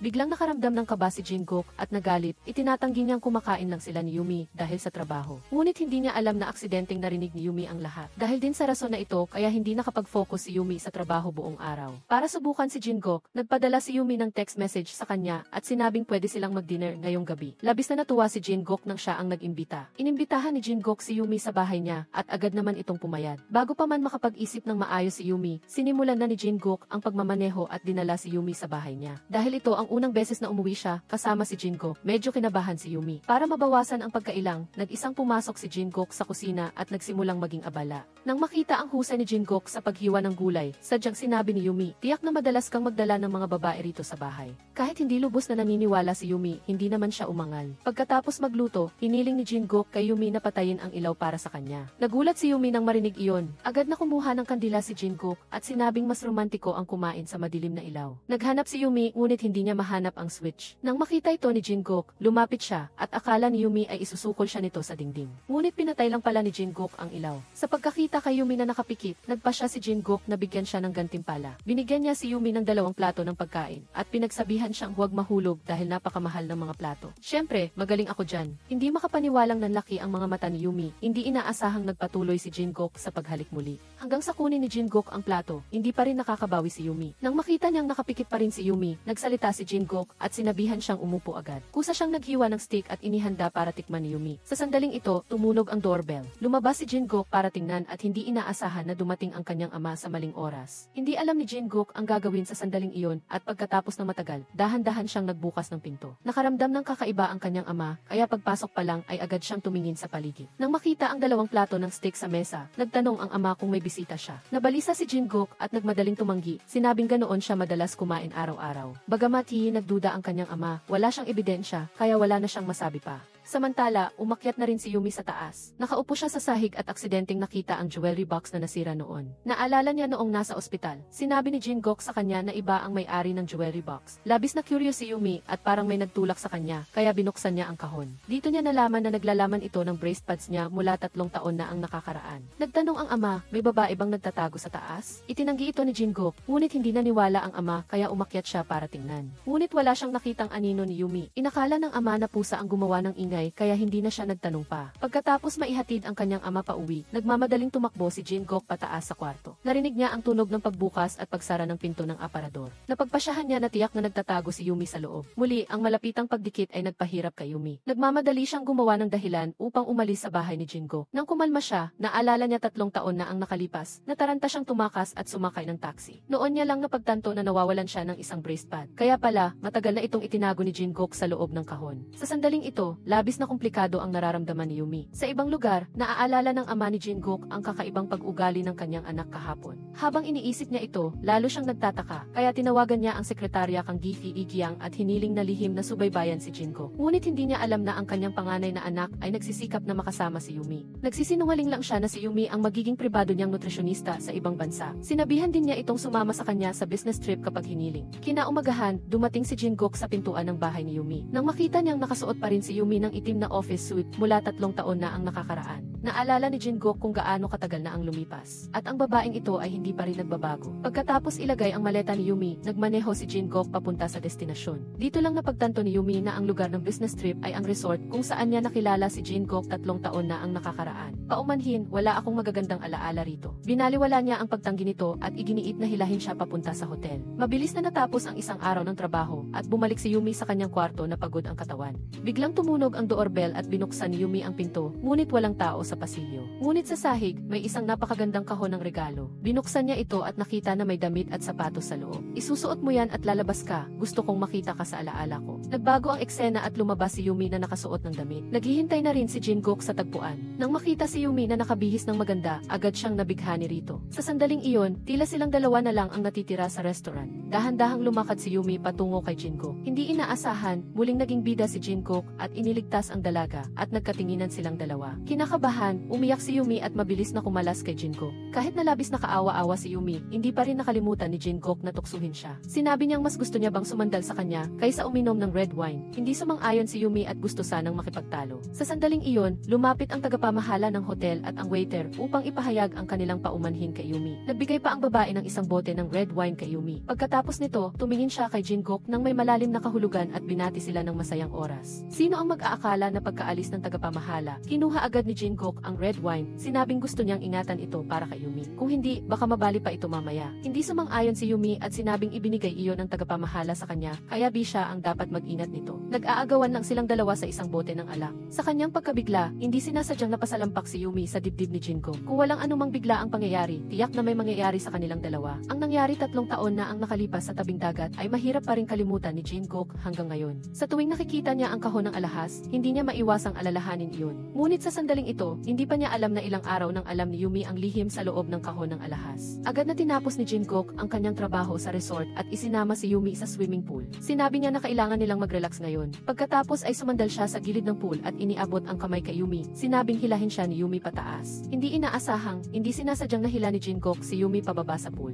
Natakot si Yumi at hinampas ang balikat ni Jingkook. Humihingi na ibaba siya nito. Pagkatapos, lumangway siya patungo sa gilid at naghanda upang umalis. bihis. Ngunit paglingon niya, nakita niyang nakahiga lang si Jingkook sa tubig. Pagkatapos, naisip niya na bago sila lumangoy, sinabi ni Jingkook na tila siya ay kinukuyo. Inakala ni Yumi na nasa tunay siyang panganib, kaya tumawag siya ng tulong. Naghahanda siyang tingnan kung may malubha ba siyang kondisyon, bilisan mo. Ang waiter, na nakatanggap ng senyales, ay umalis muna, ginamit ang dahilan na tatawag ng tulong. Naiwan si Yumi na naguguluhan, patuloy na sinasabi na hindi niya kailanman pinagsisihan ang gabing kasama niya si Jinko. Nang makita na wala pa ring reaksyon si Jinko, mas lalo siyang naging emosyonal. Nakita ko ang pad sa kahon. Nang marinig ito ni Jingkook, labis siyang naantig at dali-daling bumangon. Noon lamang nalaman ni Yumi na ang lahat ng nangyari ay isang palabas. Pagkatapos, inilabas din ni Jingkook ang kahon at ibinalik kay Yumi, sinabing ang bagay ay napunta na sa may-ari. Tinawag ni Yumi si Jingkook na isang manyak. Sinabi ni Jingkook na kung hindi iniwan ni Yumi ang bagay na iyon, malamang ay hindi niya na matatandaan ng husto ang mga alaala noong panahong iyon. Ang isang pangungusap na ito ay lubos na nakaantig kay Yumi. Habang hindi nakatingin si Jingkook, hinalikan niya ito. Hindi pa sapat ang isang beses, kaya nagdagdag pa siya ng isa pa. Hindi inaasahang, lumingon si Jingkook at niyakap at hinalikan si Yumi. Magkahawak kamay silang bumalik sa hotel at nagpaalam sa isa't isa ng may pagmamahalan. At noong tumalikod si Yumi para isara ang pinto, itinulak ni Jingkook ang pinto para tanungin ang matagal na niyang tanong sa isip. Bakit TV ang nakasulat sa pad at hindi B? Hindi alam ni Yumi kung paano ipapaliwanag at biglang gustong isara ang pinto. Ngunit pinigilan siya ni Jingkook at inanyayahan siyang maghapunan. Hindi pumayag si Yumi at mariin siyang binati ng good night. Nang marinig ang nag-aalalang tunog sa labas ng pinto ni Jingkook, labis na naantig si Yumi sa loob ng silid. Nalaman din ng tatay ni Jingkook ang gusot na relasyon ng dalawa. Ngunit hindi niya tinanong ang kanyang anak kundi naghanda siyang lihim na imbestigahan ang pamilya ni Yumi.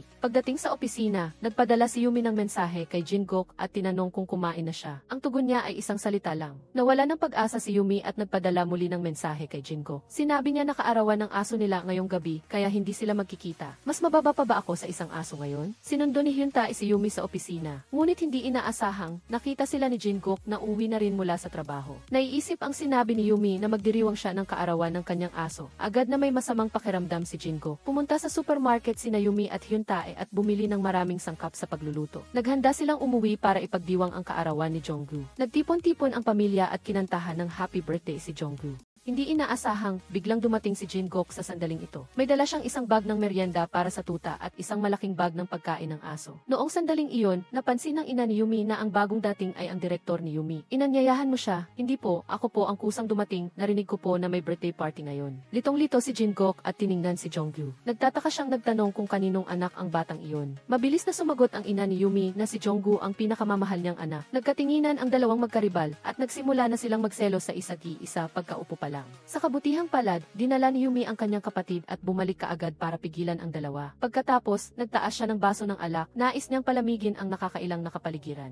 Hindi inaasahan, walang gustong magpatalo sa kanilang dalawa, kaya nauwi ito sa patagalan ng inuman. Sa isang iglap lang, pareho na silang lasing na lasing. Nahirapan si Yumi na isakay si Hyuntae sa sasakyan. Nang lumingon siya para paalisin si Jingkook, hindi naman pala ito pumayat. Ayaw niyang umuwi at ayaw din niyang matulog ng mag-isa. Sinabi ni Jingkook na ayaw niyang bumalik sa bahay na walang katao at siya lang ang mag-isa. Walang nagawa si Yumi kundi hayaan na lang siyang manatili sa tindahan. Kinabukasan, dahil nagmamadali siyang dumalo sa training ng kumpanya, wala siyang ibang magawa kundi ipagkatiwala na lang si Jingkook sa kanyang ina. Hindi nagtagal, bumaba ng hagdan si Jonggu at ginambala si Jingkook na mahimbing na natutulog, dahilan upang magising ito. Ngayon lang niya napagtanto na natutulog pala siya sa ibaba ng bahay ni Yumi. Sa sandaling iyon, bumaba ang ina ni Yumi at sinabing may biglaan siyang lakad. Humingi siya ng tulong kay Jingkook na alagaan si Jonggu. Bagamat ayaw ni Jingkook, sinabi ng ina ni Yumi na kung gusto niyang mapalapit kay Yumi, kailangan niyang maging mabait kay Jonggu. Walang nagawa si Jingkook kundi pumayag. Naghanda pa si Yumi ng panggamot sa hangover para sa kanya. Sa kanyang kalayaan, pumasok si Jingkook sa silid para maglibot. Bigla, may nakita siyang isang cassette tape sa bookshelf. Akala niya ay koleksyon lang na gusto ni Yumi, ngunit bigla siyang natigilan at mabilis na ibinalik ito sa estante. Pagkatapos, dinala niya si Jonggu sa parke. Hindi niya inaasahan, inakala ng lahat na siya ang tatay ng bata. Agad siyang umakit ng atensyon mula sa mga babae sa parke. Masaya silang naglaro. Hindi nila alam na sa sandaling iyon, nalaman na ng tatay ni Jingkook ang kalagayan ng pamilya ni Yumi. Nagmaneho siya papunta sa bahay ni Yumi at nakita niya si Jingkook na may kasamang bata. Anong ginagawa ng batang iyan dito? Bulong ng tatay ni Jingkook. At sino ang batang iyon? Sa unang pagkakataon, ang masungit na direktor na nagbabantay ng bata ay pinagkamalan ng lahat sa parke na tatay ni Jonggu. Pinuri nila ang dalawa na parehong gwapo ang mag-ama. Balak sana ni Jingkook na magpaliwanag, ngunit patuloy siyang hinawakan ni Jonggu sa kamay. Nagdalawang isip siya ng matagal at sa huli ay hindi na lang niya itinanggi. Sa kabilang banda, si Yumi na dumadalo sa sa training, ay patuloy na nag-aalala. Nag-alala siya para kay Jingok na nasa bahay, kaya nagpadala siya ng text message kay Jingok. Ligtas na po ba ang direktor sa bahay? Hindi pa alam ni Yumi na hindi pa umaalis si Jingok at abala sa pagpapaligo kay Jonggu. Nagtataka si Jingok at tinanong kung ilang taong gulang na si Jonggu. Itinaas lang ng bata ang 3 daliri. 3 taon pa lang si Jonggu na nagdulot sa kanya ng pagdududa. Nagkita rin sila ni Yumi 3 taon na ang nakalipas. May kaugnayan kaya si Jonggu sa kanya. Pagkaraan ng ilang sandali, umuwi na si Yumi. Doon niya nalaman na pinagawa pala siya ng kanyang ina na alagaan si Jonggu na labis niyang ikinahiya. Sinamantala rin ni Jingok ang pagkakataon na itanong ang kanyang matagal ng tanong sino ba talaga ang batang ito. Nag-aalangan si Yumi ng matagal ngunit sa huli ay hindi pa rin umamin. Sinabi lang niya na nakatira si Jonggu kasama ang kanyang ina at pagkatapos ay gusto na niyang isama ang bata at umalis. Ngunit sinabi ni Jingok na napagod siya sa pagbabantay ng bata ngayon at gusto niyang humingi ng kaunting ginhawa. Pagkatapos, yumuko siya at hinalikan siya. Natulala si Yumi sa panunukso niya at sinamantala naman niya ang pagkakataong umalis. Hindi niya inaasahan, pagdating niya sa kumpanya, tinanong siya ng kanyang ama, hanggang kailan mo pa itatago sa akin? Hindi naintindihan ni Jingok ang ibig sabihin ng kanyang ama. Hanggang sa inilabas ng ama niya ang litrato nilang dalawa ni Yumi 3 taon na ang nakalipas, doon lang niya naintindihan. Patuloy siyang sinisisi ng kanyang ama, sinabing siya ang direktor ng grupo, ngunit magulo ang kanyang pribadong buhay. Nang makita na hindi pa rin naintindihan ni Jingok ang kanyang ipinapahiwatig, tinanong niya, si Jonggu ba ang anak na itinago ninyo ni Yumi sa akin at palihim na ipinanganak? Ano po, Yumi ang nanay ng batang iyon? Hindi ko nga po alam. Hindi makapaniwala si Jingok, ngunit naisip niya ang sinabi ni Jonggu na 3 taong gulang na siya. Naalala niya rin ang mga kakaibang ikinilos ni Yumi noon. Sa tuwing babanggitin si Jonggu, nag-aalangan siya at hindi nagiging malinaw. Habang nag-iisip si Jingok, mas lalo siyang nakakita ng butas. Kaya, nagpadala siya ng text message kay Yumi para magkita sila pagkatapos ng trabaho. Nagkataong nalaman ni Heiji na dating sikat na artista ang ina ni Yumi. Natatakot siyang hindi pa alam ni Jingok ang tungkol dito. Kaya, nagtungo siya sa kumpanya para hintayin si Jingok at sabihin sa kanya ang katotohanan.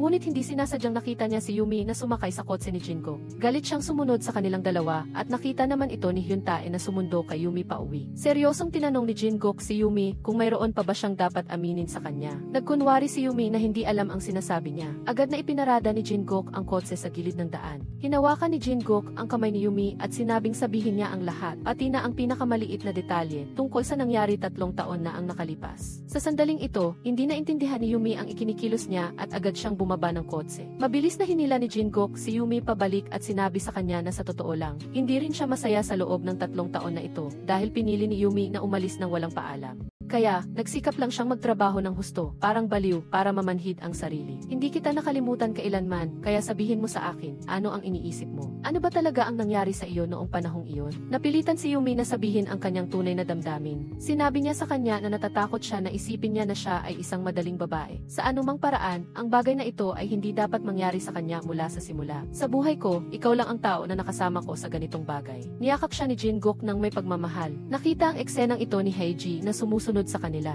Gusto sana niyang lumapit at pigilan sila, ngunit hinila siya pabalik ni Hyuntae. Ano ba talaga ang gusto mong gawin? Sinabi niya na kung lalabas siya ngayon, mapapahiya lang siya. Inakala mo bang isa kang anghel? Sa tingin ko, siya ang lalaking gusto ko. Galit na sinigawan ni Heiji si Hyuntae. Pagkatapos, pinili niyang umalis, naiwan si Hyuntae na nakatayo ng matagal at hindi pa rin kumakalma. Kinabukasan, pagdating ni Yumi sa opisina, nagkataong napadaan siya sa isang silid at nagtaka siya, kaya sumilip siya. Doon niya lang nalaman na naghahanda pala si Jingok ng bagong opisina para sa kanya. Agad na nainggit ang mga kasamahan ni Yumi. Ang ganda ng benepisyo ng nutritionist. Sila ay nagde-date ng ang direktor. Pagkatapos nilang magbulungan, nagmadali silang umalis. Pagkatapos, nagpadala si Jingok ng mensahe kay Yumi. Sinabi niyang pwede nilang isama si Jonggu sa pagliliwaliw ngayong weekend. Naglakad-lakad silang tatlo sa parke na parang isang masayang pamilya. Kahit noong kumakain sila, sinadya pang imungkahi ng waiter ang family set meal para sa kanila. Bagamat hindi alam ni Yumi kung bakit ganoon si Jingok, masaya naman si Jonggu kaya hindi na siya nag-isip pa. Nang makita niyang inaalagaan ni Jingok, si Jonggu ng maigi, medyo nagselo si Yumi at sinabing malinaw na parang bumbilya siya sa kanilang tabi. Napangiti si Jingok nang marinig iyon at mabilis na inalo si Yumi. Nagdesisyon na siya, hindi ka na mag-iisa sa hinaharap. Noong gabi, inihatid ni Jingok si Yumi at Jonggu pauwi. Ibinigay din niya kay Jonggu ang damit pamilya na siya mismo ang nagdisenyo. Sinabi niya na kung wala silang gagawin sa susunod na weekend, maaari nilang dalhin si Jonggu sa kanyang bahay para maglaro. Sinabi ni Yumi na hindi niya inakala na mahilig pala siya sa bata. Hindi ako mahilig sa bata, si Jonggu lang ang eksepsyon dahil pamilya mo siya. Labis na naantig ang puso ni Yumi nang marinig niya ang sinabi ni Jingok. Sinabi ng masungit na sihi sa sekretaryo Kang na marahil ay may anak sila ni Yumi. Yumi. Nagulat si Sekretaryo Kang at nagtanong, ano ang plano mo? Kalmadong sumagot si Jin-guk na pagkatapos niyang matapos ang kasalukuyang proyekto, makikipag-usap siya ng maayos sa kanyang ama. Dati, pakiramdam ko malayo sa akin ang pagbuo ng isang pamilya. Ngunit kung si Yumi ang kabilang panig, handa si Jin-guk na magsikap na magbago. Samantala, si Yumi naman ay nag-iisip tungkol sa mga kamakailang nangyari. Pakiramdam niya ay hindi ito totoo. May mabuting intensyon si Hyun-tae na paalalahanan siya na kung gusto niyang makasama si Jin-guk, haharapin nila ang maraming pagsubok mula sa labas. Iniisip ang sinabi ni Jin-guk noong araw. Nagpa siya si Yumi na sundin ang kanyang puso sa pagkakataong ito. Kahit na nagdamdam si Hyun-tae, nagpa siya pa rin siyang batiin ng kaligayahan si Yumi. Pagkatapos, lumabas si Yumi para magtapon ng basura. Bigla, nakita niya si Haiji na lasing sa gilid ng daan. Nang makita niya ang kanyang karibal, pinagsalitaan niya ito ng masama. Sinabi niyang anak siya ng isang aktres ng pang-adultong pelikula. Bakit ka pa makakasama ni Jin-guk? Dahil sa iyo, nasira ang buhay ko. Patuloy na nagtatatalon si Haiji at sinabing gusto lang daw ni Yumi na sumandal sa kaunting pagmamahal na iyon para kumapit kay Jin-guk. Nagdulot ng labis na kahihiyan si Han Min-guk sa kanya. Kung kaunting pagmamahal lang, maaari bang kaunti lang at tahimik ka na lang na umalis? Ang bawat salita ay lubos na nakapanghina kay Yumi. Nagluha ang kanyang mga mata, ngunit hindi pa rin tumitigil si Haiji. Nagmaneho siya patungo sa bahay ni Jin-guk at inasar siya. Akala ko naman ay seryoso ka na sa pag-ibig, iyon pala ay one night stand lang.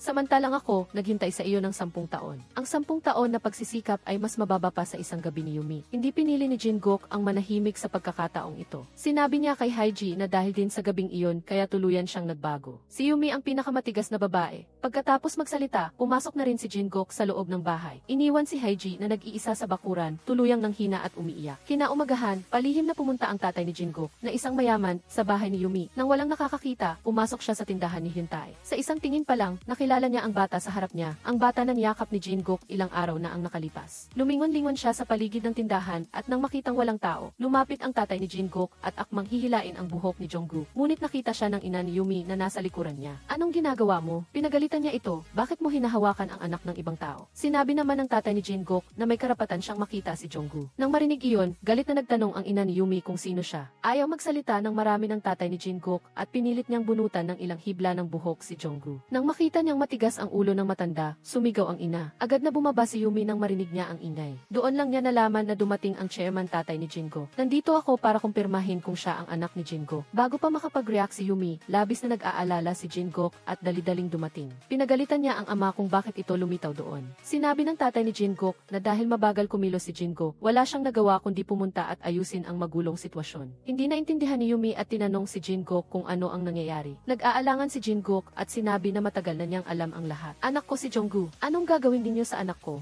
Nang marinig iyon, nagulat ang mag-ama at doon lang nila nalaman na lubos silang nagkamali. Upang makasiguro, tinawag ni Jin-guk si Yumi at hiniling na sabihin sa kanya ang katotohanan. Napilitan si Yumi na magpaliwanag, sinabing si Jong-gu ay bata na kinuha ng kanyang ina at kapatid niya sa ina. Labis na nabigla si Jin-guk sa katotohanan ito. Hindi niya maiwasang pagdudahan ang lahat ng ginawa niya sa loob ng ilang araw na nakalipas. Nang mahimasmasan, nagtanong si Yumi, kaya ba ang lahat ng sinabi at ginawa mo sa akin nitong mga nakaraang araw ay dahil inakala mong anak mo si Jong-gu? Nagkatinginan silang dalawa ng walang imik. Pagka-uwi, pinagalitan ng tatay ni Jin-guk si Jin-guk. Hindi niya maintindihan kung bakit ganoon ang pagtrato ni Jin-guk kay Haiji dahil sa ganoong uri ng babae. Ayaw niyang makinig sa paliwanag ng kanyang anak. Sinabi pa ng ama ni Jin-guk na ang babae ay anak ng isang adult film actress. Ano pa ang tawag doon kundi isang ahas idisiting. Sa pagkakataong ito, hindi makapagpaliwanag si Jin-guk kahit na gusto niya. Ngunit hindi madaling palalampasin ng ama ni Jin-guk ang bagay na ito. Nagbanta siyang hindi na niya papayagang magpakita si Yumi sa harap ni Jin-guk muli. Para sa babaeng mahal niya, sa unang pagkakataon ay sumuway ang bossy na direktor sa kanyang ama. Sinabi niyang hindi niya hahayaang galawin ng kanyang ama kahit isang hibla ng buhok ni Yumi. Natigilan ng ama ni Jin-guk sa reaksyon ng kanyang anak. Ngunit siya ay isang taong dumaan na sa maraming pagsubok. Paanong madali lang siyang susuko dahil lang sa isa o dalawang banta. Dahil sa first heartbreak niya, nawala ng kontrol si Haiji at umiyak habang nasa live broadcast. Ang pangyayaring ito ay mabilis na lumabas sa front page ng mga pahayagan. Sinasabing ng babae si Jin-guk ng tanyag na conglomerate. Ang mga chismis at paninira digi ng mga netizen ay biglang nagtulak kay Haiji sa gitna ng unos. Samantala, si Yumi, na minsan ay nakipag one night stand kay Jin-guk, ay natagpuan din ng publiko. Ang mga bulungan at pagtatalo daksao ng mga kasamahan, kasama ang mga chismis litik stingvey sa internet ay nagpahulog kay Yumi sa bagyo ng kontrobersya. Kinabukasan, si Yumi ay papasok sa trabaho. Pagpasok pa lang niya sa pinto ay nakita na niya si Jin-guk na papalapit galing sa harap. Matagal silang tahimik na nagtinginan. Ang mapait na katotohanan ay nagpagising kay Yumi mula sa matamis na pangarap niyang Cinderella. Upang basagin ang deadlock, tinawagan ni Yumi ang kanyang boss at sinabing may personal siyang kailangang asikasuhin. Hindi niya inaasahan na ang pag-uusap nilang dalawa dalawa ay narinig ni Jingkook na nakatayo hindi kalayuan.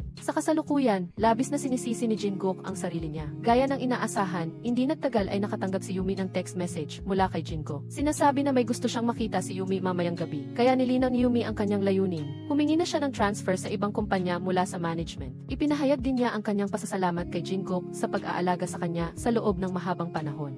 Hindi makapaniwalang tiningnan ni Jingkook si Yumi at tinanong kung gusto na nitong makipaghiwalay sa kanya. Bagamat pakiramdam niya ay medyo huli na, tila ito ang pinakamahusay na pagpipilian sa ngayon. Masakit na niyakap ni Jingkook si Yumi. Sinabi niyang alam niyang nahihirapan si Yumi kamakailan, ngunit sa kabila nito, hindi siya maaaring tumakas. Hindi ka aalis, hindi ko papayagan. Hindi kailanman inisip ni Yumi na kailangan niya ng pahintulot ng direktor. Kahit nalabis siyang nanghihinayang sa loob-loob niya, ngunit kailangan pa ring harapin ni Yumi ang katotohanan, ayaw na niyang masaktan pa. Noon lang napagtanto ni Jingkook ang isang bagay. Ang bagay na ito ay wala na sa kanyang kontrol. Sa totoo lang, alam niya nang mas mahusay kaysa sa sinuman na marahil ang pagpapalaya ang pinakamahusay na pagpipilian para kay Yumi. Kailangang magpatuloy ang buhay pagkatapos umalis sa conglomerate. Nagtrabaho si Yumi sa isang kantin ng universidad na malayo sa sentro ng lungsod. Bagamat madalas siyang abala GFT, masasabing masigla at sense and pa rin ang kanyang buhay. Samantala, si Jingkook ay nakaahon na rin sa bangungot ng heartbreak. Muli siyang naging workaholic. Gusto niyang manhid GCT ang sarili sa pamamagitan ng paglulubog sa trabaho. Narinig din niya sa kanyang ama na hindi magtatagal ay ipapasa na sa kanya ang conglomerate. Sa kondisyon na hindi na siya lalaban pa sa ama. Kung hindi, ipapasa ng ama ang pamamahala ng kumpanya sa ibang tao. Sa isang banda ang karera, sa kabilang banda ang babaeng mahal niya. Mula simula hanggang wakas, hindi na kayang panatilihin ni Jingkook ang balanse sa pagitan ng dalawa. Gusto niyang makasama si Yumi, ngunit natatakot siyang hindi nito kayanin ang napakalaking pressure. Samantala, si Yumi naman ay katatapos lang sa trabaho nang makatanggap siya ng mensahe mula kay Hyuntae kaya nagmamadali siyang umalis. Sa pagkakita sa pamilyar na mukha, nakadama si Yumi ng labis na ginhawa. Umupo silang dalawa sa gilid ng daan at nag-usap. Nagtanong si Hyuntae kung kumusta si Yumi kamakailan. Nag-isip muna si Yumi bago sumagot na kung nagpa siya na si Jingkook na tumingin sa unahan. Kung gayon, hindi rin siya maaaring manatili sa kinatatayuan. Habang inihahatid si Yumi pauwi, nilakasan ni Hyuntae ang loob niya at ipinahayag ang kanyang damdamin. Gusto kita. Ano? Sabi ko, gusto kita. Bagamat hindi malinaw kung kailan nagsimula ang damdamin niyang iyon. Sinabi ni Hyuntae na marahil ay huli na niya itong napagtanto. Kung hindi, baka nasungkit niya ang puso ni Yumi. Sa pagkakita kay Hyuntae na laging masigla at titikwan ay biglang naging seryoso. Hindi maiwasang masaktan si Yumi kaya niyakap niya si Hyuntae. Bagamat hindi niya kayang suklian ang damdamin ni Hyuntae. Ngunit dapat niyang harapin ang bagay na ito ng kalmado titisnhin. Hindi kalayuan, may lumitaw na isang anino. Tumingala si Hyuntae at tiningnan, hindi inaasahan, si Jingkook iyon. Nang makita si Yumi na matagal nang hindi nakikita, ngayon ay nasa bisig ng iba. Agad na tumalikod si Jingkook at umalis. Plano sana ni Hyuntae na sabihin kay Yumi ang totoo. Ngunit ang salita ay umabot sa kanyang lalamunan at biglang tumigil Piki Adens. Sa huli, nagpaalam siya kay Yumi at umalis para makuha ang atensyon ng publiko habang sumasali sa isang gigi show. Inilantad ng ina ni Yumi ang pag-ibigan ng kanyang anak at ni Rich Boy Jingkook. Sinabi pa niya na nagkamali ang chairman ng conglomerate sa pag-aakalang ang anak niya ay apo nito. Agad na nag-ingay gitsaw ang lahat sa pagtalakay. Si Yumi ba? O ang batang iyon? Nagtatrabaho si Yumi sa kantin ng universidad. Hindi nagtagal, mabilis na kumalat ang balitang ito sa buong paaralan. Muling napasama si Yumi sa kaguluhan, pinagsismismisan siya ng mga estudyante sa likod niya. Ang mga chismis at bulungan leading Stingray sa paligid ay biglang nagpadama kay Yumi ng pagkalugi-suit. Sa kabilang banda, si Secretary Jang Gigyang, nakatatanggap pa lang ng balita, ay mabilis na nag-abiso kay Jingkook. Nang makitang naguguluhan at nag-aalangan si Jingkook, nagpahayag ng saloobin si Secretary Jang na kung mahal niya talaga si Yumi, huwag na siyang mag-aksaya ng oras. Huwag niyang hayaang mawala ang sarili niyang kaligayahan dahil sa chismis ng iba. Nang marinig ang mga salitang ito, tila luminaw ang pag-iisip ni Jingkook didn't know. Kaya dali-dali siyang kumuha ng jacket at tumakbo ng mabilis bay patungo sa kantin ng universidad kung saan nagtatrabaho si Yumi. Ngunit sinabihan siya ng ibang tao na matagal nang umalis si Yumi. Tumawag siya ng napakaraming beses ngunit walang sumasagot sa kabilang linya. Inakala ni Jingkook na nasa bahay si Yumi kaya nagmamadali siyang nagmaneho ng mabilis patungo sa tindahan ni Hyuntae. Bago pa siya makapasok sa loob ay nasuntok na siya ni Hyuntae. Pinagalitan siya at sinabing dahil sa kanya kaya nagdusa chuon ni si Yumi ng ganito. Tinawag ni Hyuntae si Jingkook na gagawin idetinan. Walang oras si Jingkook na mag-abala sa ibang bagay. Patuloy lang siyang nagtatanong kay Hyuntae kung nasaan si Yumi. Sa totoo lang, nagpunta si Yumi sa tabing dagat kung saan sila nagkaroon ng una nilang alaala. Ngunit siya ay nabuhusan ng isang timba ng tubig dahil sa isang algae tilit na hindi tumitingin ng maingat. Hindi lang hindi humingi ng tawad ang ale kay Yumi, kundi sinisipan niya ito sa maling pagkakapwesto. Mabuti na lang at may isang babaeng may mabait na mukha, hindi may hintiti ang mabilis na lumapit. Nang makita si Yumi na basa na parang basang dagagi, nagmamadali siyang dinala si Yumi sa kanyang tindahan. Binigyan si Yumi ng isang tuwalya ng mabait na may-ari ng bahay bahay si Bien at inanyayahan pa siyang manatili at kumain kasama niya. Ipinagluto ng babae si Yumi ng kanyang pinakamahusay na abalone porridge chuboden. Nang tikman ni Yumi ang isang subo, napakasarap nito. Naalala niya chot na sinabi ni Jin-guk noon na labis niyang namimiss ang abalone porridge na niluto ng kanyang ina. Sa pag-iisip na hiwalay na sila ngayon ni Jin-guk, labis ang nararamdaman ni Yumi na kawalan ni Fiji. Kahit na natuto siyang magluto nito, marahil wala ng pagkakataon si Jin-guk na matikman pa ito. Nang makitang malungkot si Yumi, pinahiram siya ng babae ng kanyang bisikleta. Sabi niya, marahil gaganda ang pakiramdam niya kapag naglibot-libot muna siya. Samantala, si Jin-guk naman ay nakarating na rin sa tabing dagat. Nagmamadali siyang hinanap si Yumi, pagkatapos ay bigla siyang may nakitang isang babae na halos kamukha niya. Dali-dali siyang humarang sa kabilang panig, ngunit napagtanto niya na nagkamali siya ng tao. Nagmaneho siya papunta sa tabing dagat na may gulong pakiramdam. Nagkataon namang dumaan si Yumi sakay ng bisikleta. Kung minsan, mahilig talagang paglaruan ng tadhana ang mga tao. Maliwanag na nagmamahalan ng malalim, ngunit hindi naman kayang magpahayag ng pag-ibig. Malungkot na pumunta si Yumi sa tabing dagat kung saan niya nakilala si Jin-guk 3 taon na ang nakalipas. Sa pagtingin sa pamilyar na tanawin sa kanyang harapan, hindi napigilan ni Yumi ang sarili na maalala si Jin-guk. At hindi kalayuan, naaalala rin ni Jin-guk si Yumi. Sa sandaling ito, yumuko si Yumi at bigla siyang nakakita ng isang barya na sumisimbolo sa swerte. Pinulot niya ito, ngunit hindi niya nahawakan ng mahigpit kaya gumulong ito sa ibang lugar. Dali-daling umabante si Yumi upang pulutin ito, ngunit nakita niya na may isang lalaki na nakatapak na sa barya. Lumabas na ang lalaking iyon ay si Jin-guk pala na matagal nang hindi nakita. Naglakad siya papalapit kay Yumi at sinabing matagal na siyang naghahanap sa kanya. Agad na namula ang mga mata ni Yumi habang nakatingin sa lalaking nasa harap niya. Agad siyang niyakap ni Jin-guk, tumagal ng napakatagal ang yakap na ito. Pagkatapos, sabay silang naglakad-lakad sa tabing dagat. Sa unang pagkakataon, nagpahayag si Yumi ng kanyang damdamin kay Jin-guk. Naglakas loob siyang magkwento tungkol sa mga hirap na dinanas niya kamakailan. Pati na rin ang tungkol sa hindi niya intensyon na patawarin ang propesyon ng kanyang ina habang buhay. Natatakot siyang ipareho siya ng ibang tao sa propesyon ng kanyang ina. Kaya naman, sa buong panahong iyon, hindi siya naglakas loob na magbukas ng damdamin sa sinumang lalaki. Labis na nakiramay din si Jin-guk sa kanya. Hindi rin maganda ang kanyang nakaraan. Sa edad na 3, sa isang hindi kagandahang araw, umalis ang kanyang ina. Walang kabuluhan siyang naghanap sa kanyang ina sa buong panahong iyon, ngunit hindi niya ito mahanap. Mula nang makita niya si Jonggu, pakiramdam niya ay kamukha niya ang bata. Pagkatapos masabi ang lahat ng saloobin nila, naging mas komportable sila sa isa't isa. Nang bumaba ang dilim bungsung, nagpatuloy si Yumi sa pagpapahayag. Sinabi ni Yumi kay Jin-guk na ito ang unang pagkakataon na naramdaman niya kung ano ang tunay na pag-ibig. Nangako si Jin-guk na mula ngayon ay siya lang ang mamahalin niya. Ang lahat ng hinanakit tuwidi at hirap na dinanas mo sa nakalipas na panahon ay babayaran ko lahat sa bandang huli. Pagkatapos magsalita ni Jin-guk, ay marahan siyang humalik sa labi ni Yumi. Pagkatapos ng maraming taon na muling pagkikita, ang pag-ibig nila para sa isa't isa ay nanatiling buo tulad ng dati. Sa panahong ito, hindi kayang bumitaw ni Yumi. Sa gitna ng kaligayahan, bigla niyang naalala na sila ay mga tao mula sa dalawang magkaibang mundo. Kahit na nagsumikap siya, Jin-guk ang bagay na hindi niya maabot. Nagising si Yumi at tiningnan ang sarili niya sa kasalukuyan. Hinalikan ni Yumi si Jin-guk sa huling pagkakataon. Huwag na tayong magkita pa ulit pagkatapos nito. Ngunit nang tumalikod siya upang umalis, hindi huminto ang pagpatak ng kanyang luha. Kinaumagahan, nang magising si Jin-guk, nakita niya na wala na si Yumi sa passenger seat. Kaya, muli siyang umalis at iniwan siya. Ngayon, nag-iisa na lang si Jin-guk na nagbabalik tanaw sa nakaraan. 3 taon na ang nakalipas, sila ay estranghero at walang alam sa isa't isa. Ngunit sa nakalipas na 3 taon, naghintay siya sa kanya ng buong puso